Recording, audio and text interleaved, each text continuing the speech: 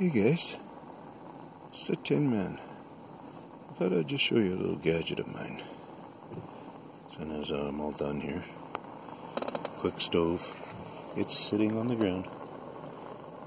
I did put a little rock under one corner to prop it up a bit.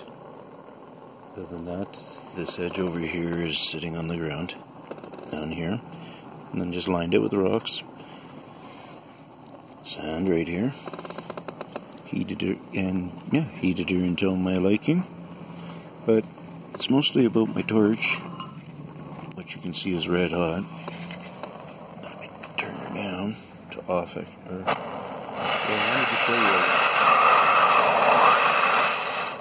wanted to show you what I could get out of it if I wanted to. So this is an awesome gadget for you to have, because it won't plug up like a stove. It won't have heating problems like a stove. You could turn it up a lot more than what we just had it there. Or I mean, up to that full blast, and it would melt a hole in the can before it heated it up almost. Maybe so. So anyways, and look at the size of it. That in your backpack with whatever kind of turbo gas you want. And yeah, just for the little backup.